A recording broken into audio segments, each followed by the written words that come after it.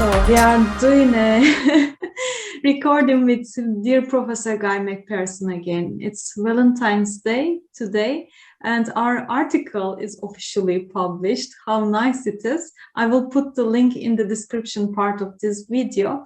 Of course, it's not very happy news. It's about confirming the sixth mass extinction event, and maybe 8. So mostly recognized as the sixth mass extinction event. And we discussed in our article that temperature is not the only thing that we should look at. There are other factors, and we listed in our contribution what factors we should look if we really want to save a habitat for ourselves. And finally, we made a call for action to everyone, every human, but also especially the authorities and who are working on SDGs, for instance. They can look at the oceans, land, atmospheric events in different perspective regarding the other triggering factors of the extinction events besides the rising temperatures. So it's not only about CO2, and we don't agree with people who say reduce CO2 and it's safe. It's not safe. And even reducing CO2 will not be possible by reducing industrial activity because of the Guy McPherson paradox. We discussed these in our talks much earlier. I will put the links in the description part of this video. And we always support the idea of using passive geoengineering methods which do not hurt the environment further, just like Mer Reflection project. I will put the link to description part of this video as well. So today we meet dear Professor Guy McPherson to discuss a recent article, which I quickly share now on my screen. Here it is. It was published on swearweather.eu, and it calls La Nina collapse has now begun in the Pacific Ocean, and it's published on two days ago, 12th of February. Its weather influence will extend into spring 2022 before finally breaking down towards summer. So we will base our conversation today on this event, La Nina, and further atmospheric events relevant to it and how they impact the biology habitat. Dear Guy McPherson, before we started our recording, you were mentioning a TV series. Let's start with diving into this, then we turned into this topic. I think it's very important also about our human nature. It's we are living a limited life in this planet, whether there's climate issue or not. It's important to have good lives, and that was about that. Would you like to share it with us? Yes, please. So last night was the Super Bowl in the United States. So the big game, and we went and spent a little time with friends watching the first half of the Super Bowl. That was all I could stand. And it reminded me of when I was a kid, and my parents were extremely competitive, especially my dad, who'd played college basketball. And so they drove us kids to be very competitive too. So I played 4 sports in high school and played basketball in college. And I was just driven to be a very athletic, competitive human being. And then just within the last couple of years, Pauline and I started watching this series called Ted Lasso. And Ted Lasso is the most unexpected coach in television history, as nearly as I can tell. He's coaching a soccer team, what you call football, in England. And he's from the United States, where he never coached at the professional level. He was brought in to coach this team because the divorced woman who owned the team wanted them to lose all the time, because her husband, it was his team. She got the team in the divorce. She didn't like her ex-husband at all, so she just wanted the team to lose all the time. So they hired Ted Lasso, who's really an amateur coach, and he comes over had never coached soccer before, which you call football in your part of the world. And they were terrible. And they got better over time. But from the first episodes, Ted Lasso made it clear that he didn't care if we win or lose. It's all about your character. He was a fantastic coach from that perspective, the kind of coach I wish I'd had when I was a kid, that focused on literally how you play the game and what kind of character you bring to the court or to the field, instead of win, win, win at all costs, which leads to all kinds of absurd behavior. And I've come to see football, especially when imposed upon young people, as a form of child abuse. So I'm not really interested in that sort of thing anymore. The Super Bowl was interesting because it was a reminder of my past. And now, we all have these dark moments in our past, and bringing them up and thinking about them, talking about them, I think is a pretty healthy thing to do. But you are sharing your past, and it's hopefully opening some eyes and bringing peace to some other families, hopefully. So you bring light by sharing your past adventures on that. And it's such an important quote. It's not important if you win or lose. It's the important thing is your character in this. Right. And also it sounds like the quote that I remember, it doesn't matter if you arrive to your goal or not. It's important to see who you become on your path. And right. That always inspires me. And for me, it's my personal target is to know my own heart and be honest to myself always. Right. I mean, treating life as if the destination is what matters. We're all going to the same place, right? We're all going to die. What's the hurry? So it's living along the way that's the important part. And I came to realize that far too late in an unexamined life. And then I started examining my life and the lives of people around me. And I realized that was a much better way to live than the way I'd been brought up, the way that I'd lived my entire life. Yeah, just like Alan Watts was saying once, you don't play the music just to play the final note, ding, one note at the end.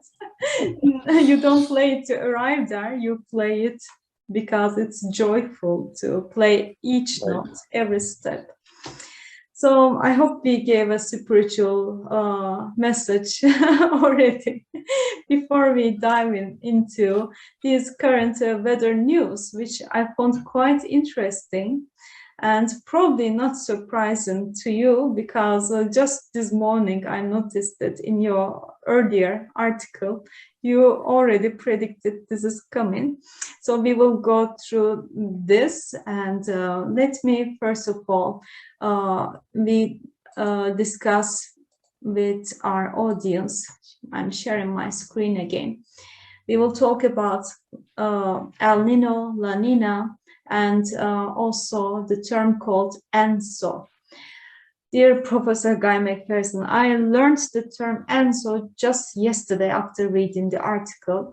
I'm sorry for my lack of education in this area. And I'm guessing that some of the viewers, maybe some of them know already, but some might also be foreign to this term. Would you like to explain us what is El Nino, La Nina, and ENSO, these terms? Yes, ENSO is short for El Nino Southern Oscillation. El Nino, of course, refers to the boy. I'm not sure the connection between the boy and this atmospheric event. And La Nina refers to the girl. Again, I don't understand the connection. The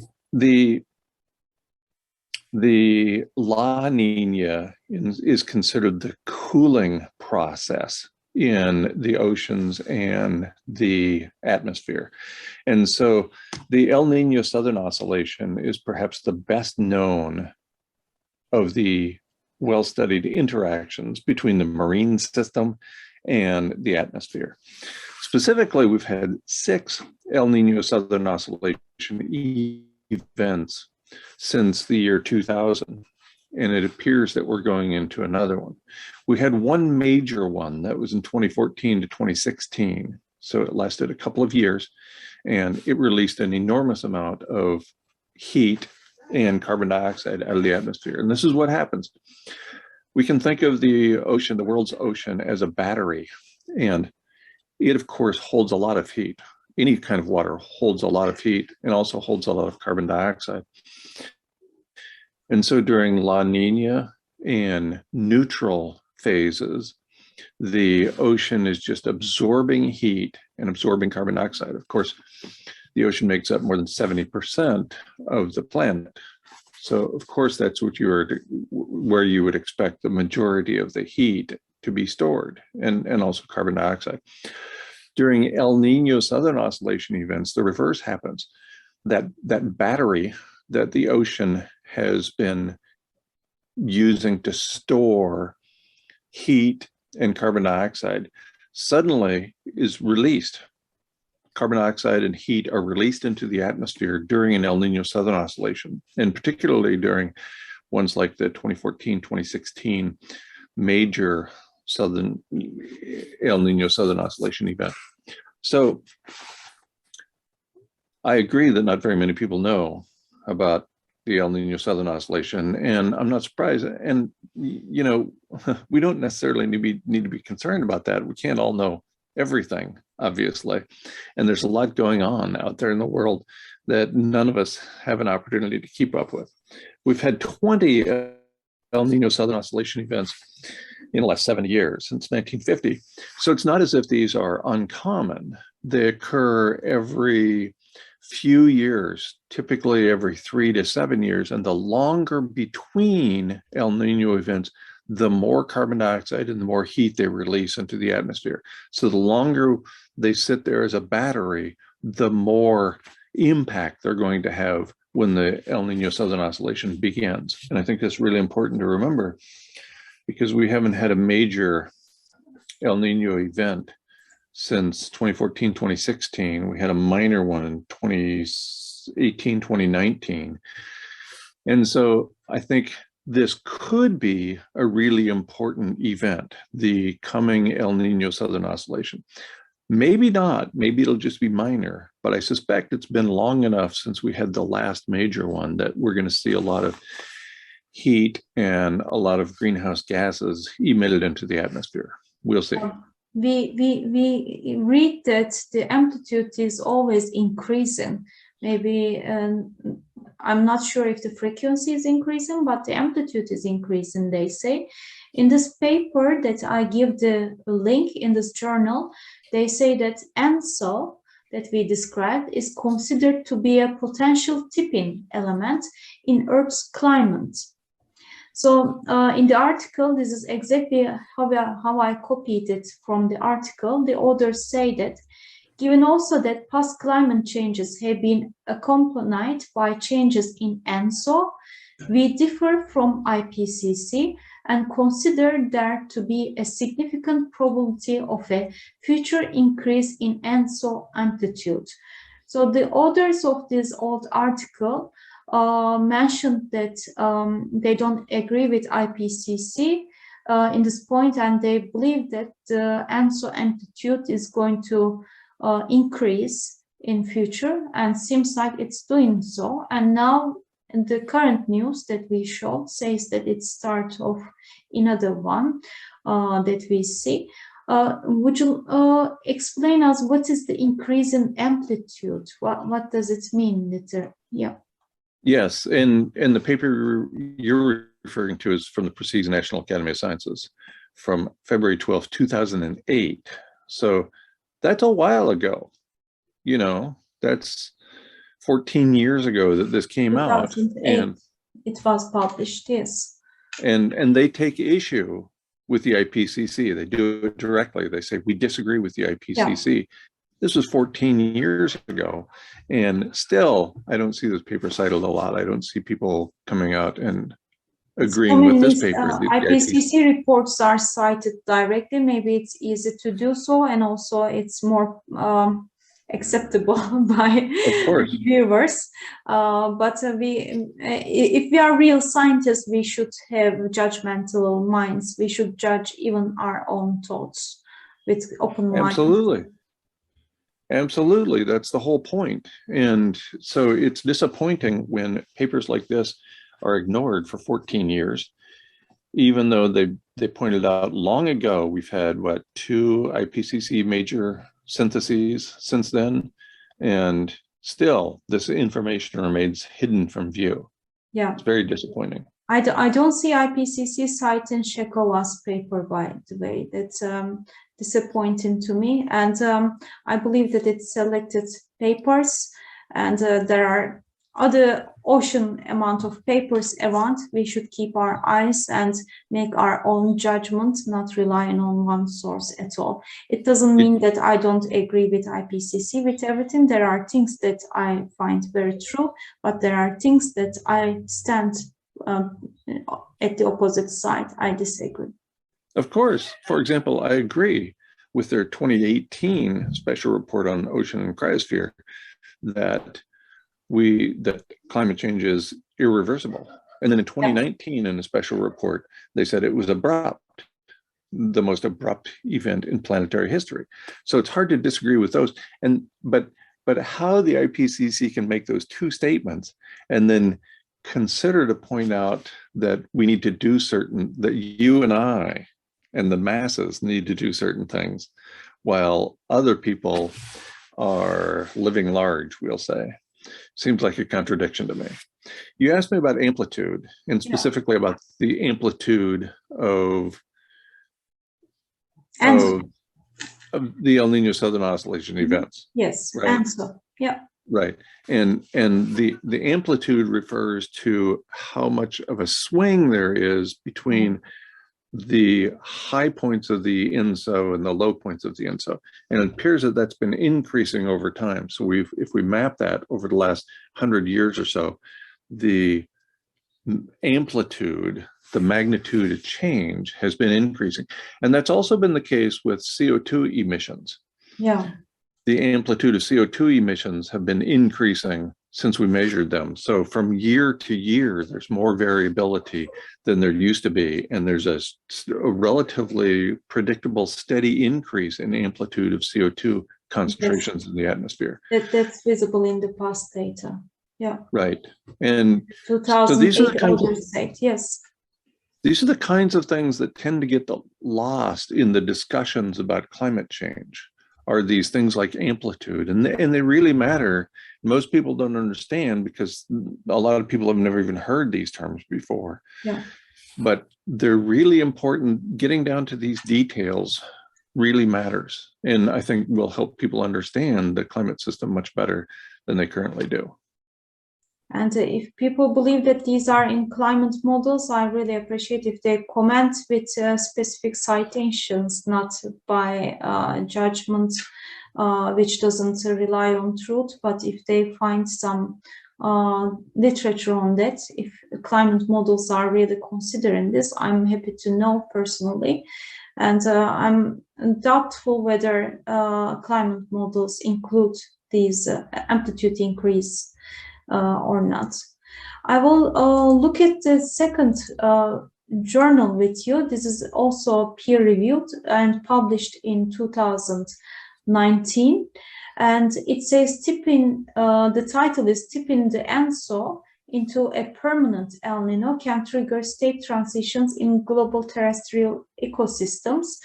And in this article, they mention not only the increase of amplitude of ENSOs, but also they mentioned that the frequencies of these events are going to increase further in future years. And finally, I read your paper, this peer-reviewed article, several times, but I say I didn't hear about ENSO because I just probably closed my eyes to the term that I don't know that time.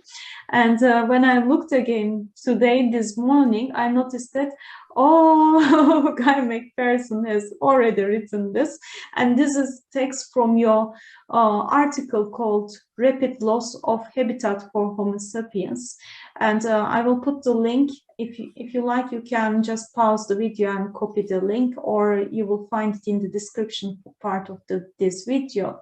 And what Guy McPherson said is finally a future El Nino southern oscillation, and so will release heat from the ocean to the terrestrial biosphere, as is typical for ENSO events. So you already mentioned the release of heat, and this will cause more grain reduction and more negative consequences to the climate impacts. Would you like to tell more about your article, and what did you see when you were writing this? Because this event wasn't started that time, and did you look at it like it's coming soon? Yes, in fact, I'm surprised it's been such a long time since we've had a major INSO event. And that's contrary to a prediction. I'm not sure if I included it in that Academia Letters paper or not, but there's a prediction that we would have a El Nino Southern Oscillation event, I believe 2 years ago, of considerable magnitude, a big one. So that didn't happen, obviously. I think what's important in this Earth System Dynamics paper from 2019, October 18th, 2019, is that the title includes the word permanent. Tipping the INSO into a permanent El Nino can trigger state transitions in global terrestrial ecosystems. Yes, it certainly can. I mean, a permanent change to an El Nino Southern Oscillation where we have the ocean constantly serving as a source of heat and constantly serving as a source of carbon dioxide, that's a really big deal. And again, this is one of those papers, again, from 2019, so 2.5 years ago, one of those papers that received very little attention. And that's disappointing, but it seems to happen a lot when really important papers are under consideration, the ones that can have significant impacts on habitability of the planet for things like our species seem to get ignored by the corporate media. Why is it ignored? I think there's certain people who would have a lot of privilege to lose. And also, the corporate media is the corporate media. They make money presenting news. And if they start presenting accurate bad news on a regular basis, people are going to switch the channel. People don't want to hear that all the time. I hear this all the time. Almost every day, somebody sends me an email message taking issue with me presenting the facts because they don't want to know the facts. But it's about saving them. It's about giving them environment to live longer. How could it be skipped? And it's not bad news if you tell me the truth. It's about helping me to know how to prepare myself. Yes, that's what I think, and that's what you think. But there's a lot of people out there who believe otherwise, who believe that I just need to tell people they're pretty. I need to tell people they're beautiful. I need to tell people they're wonderful, they're fantastic in all the things they do, even if they're not. Of course, that's what we all want to hear. And American advertising has played into that idea that we're all amazing and wonderful and special. And it's gotten to the point that the public school system now tells every student that they're amazing. Everybody wins a trophy. You know, that's the source of stand-up comedy and has been for many years, that every child in the public school system is special and deserves special treatment because they're all great. They're all amazing. Well, really? Are we all that amazing? I think all of us have a dark side, as Carl Jung pointed out. I think all of us have done things that we would rather not have people know, that we're embarrassed to admit ourselves. Yes, we're all unique.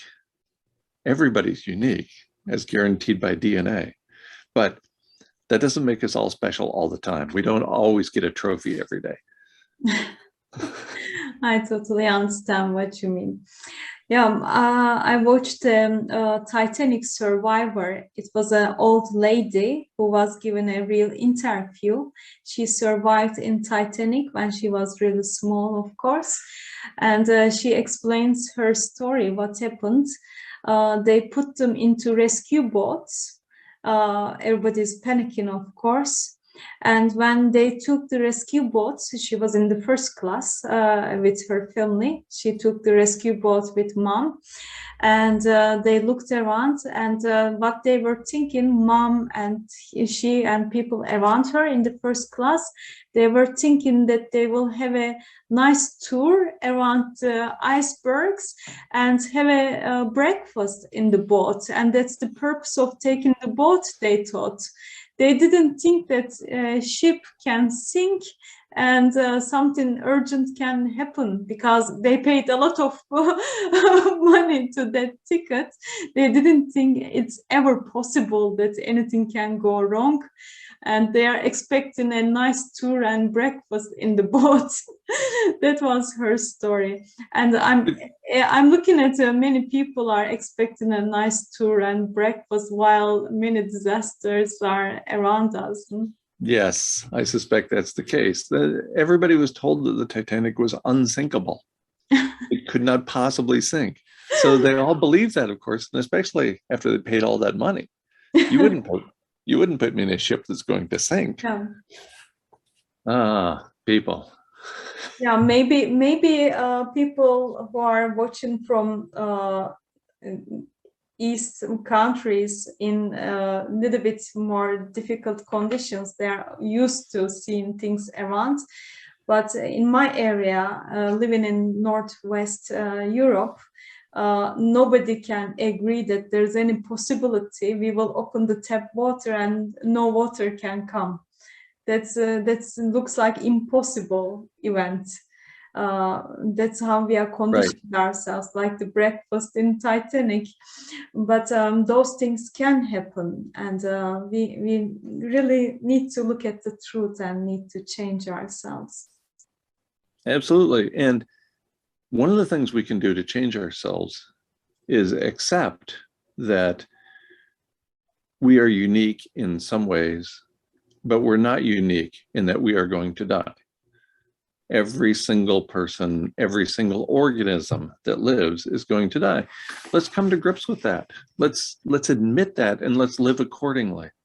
Let's live with kind of integrity and honesty that our parents, our children, our siblings would be proud of us for living in a certain way. And coming back full circle, that's the take-home message in that series, Ted Lasso. It's how you live in the short time that we have on this planet. And it's short. We don't have long. We never had long. Even people who live to be 100, I've never heard any of those people say, that's more than enough. I can go ahead and die now. It's never enough, we know, but yeah, when we live beautifully in the moment, the time is relative, we discussed earlier. Right. So, dear Guy McPherson, my last presentation slide to you about asking the increasing amplitude, increasing frequency of ENSO, which is again started, we see in the news. What is the impact of this ENSO that we are entering at the moment in terms of carbon and methane emissions, coral bleaching, hurricanes, floodings? I don't know if we expect them increase or not. What is the impact on biodiversity, food production, and especially on the Arctic ice loss? Would you like to comment on these items? Yes, well, of course, carbon emissions will be increased. That's what happens during every El Nino Southern Oscillation. So the more and the stronger the El Nino Southern Oscillation is, the more carbon is going to be emitted into the atmosphere. And certainly that applies to carbon dioxide. I can't imagine how it could not apply also to methane. Coral bleaching, you know, we're so close to the edge right now of losing habitat worldwide, as has been reported in the peer-reviewed literature in renowned papers over the course of the last 5 years. So it's all of the above, unfortunately. Coral bleaching is going to get worse. And I know people who dived or snorkeled on the Australian coral reef, the Great Barrier Reef. And I did so many years ago, and it was spectacular. And I know people who have gone back recently within the last 3 years, and they say they wish they had never gone back because it's all dead or dying at this point. Hurricanes, floods, of course, more. The warmer the atmosphere is, the more water it holds, and therefore the more of that water is going to come down. What goes up must come down. So the warmer it gets, the more moisture can be held in the atmosphere. Biodiversity is already on the decline.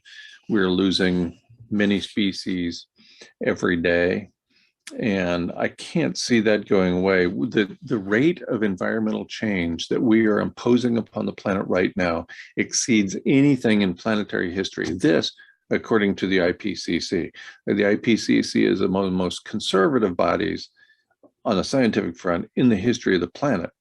And that was pointed out in the March 2019 issue of Bioscience, with a paper indicating that the approach and the outcomes from the IPCC are far too conservative. Food production is already on the decline. I lived in Belize in Central America for about 2.5 years, and it was already well underway. People were unable to grow the food that their families had been growing literally for generations. And I think you buried the lead. Loss of Arctic, that should be the #1 item. As these storms increase in severity, they're going to break up more of the ice.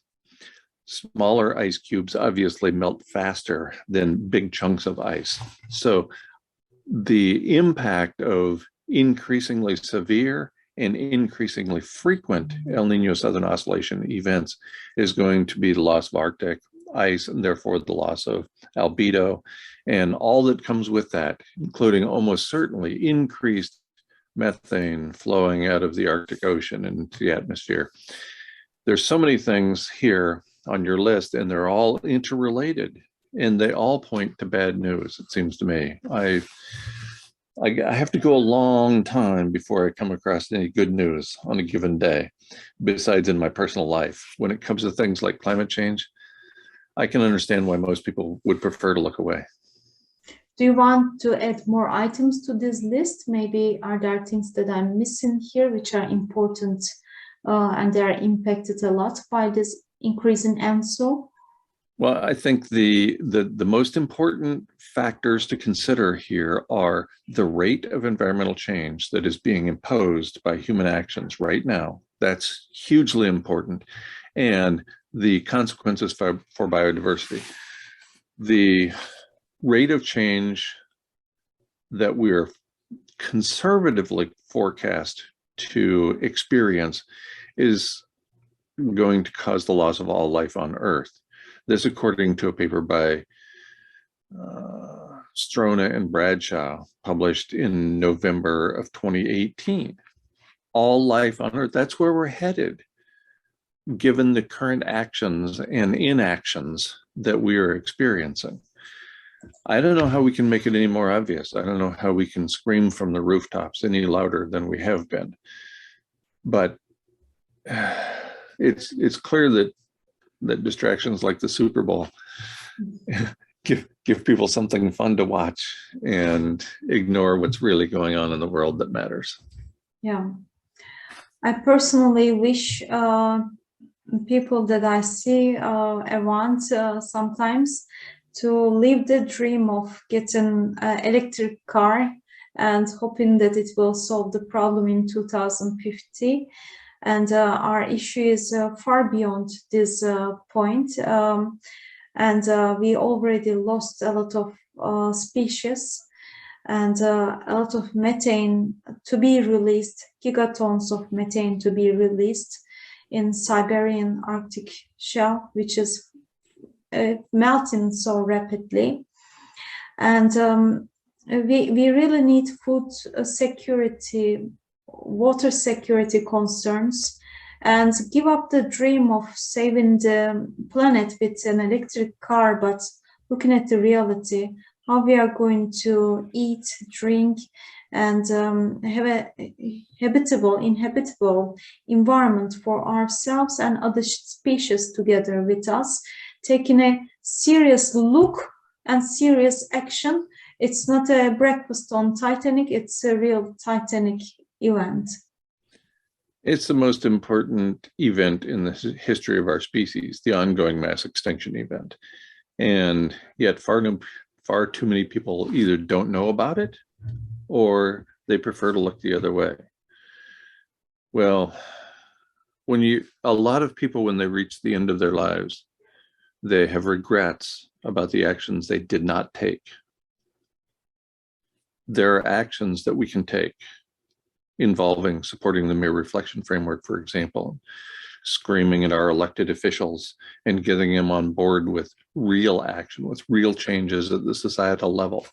Those are the kinds of things, the kinds of actions that we can take and that will perhaps lead to a better outcome.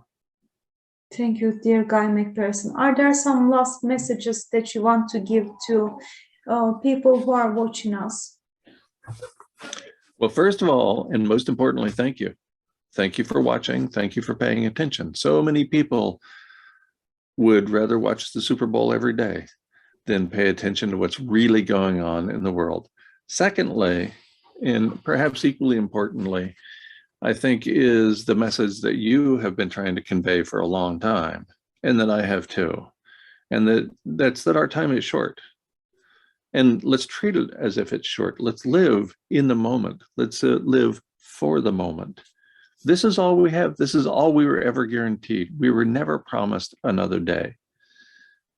And so grab a hold.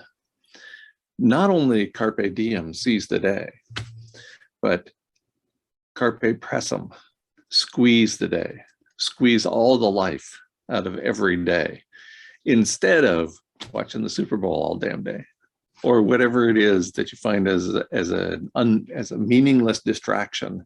And I've spent far too much time there myself.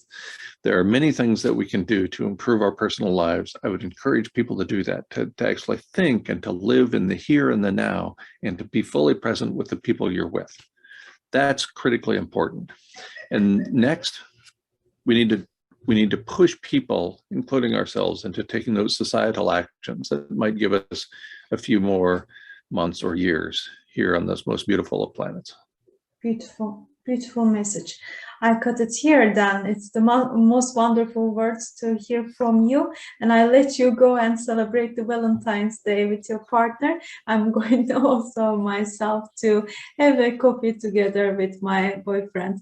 So thank you a lot for your time, dear Guy McPherson. I hope people read the description part of the video for the links. And go follow Nature Bat's last channel, because Guy McPherson is making more scientific updates than I can do, and more important, urgent ones.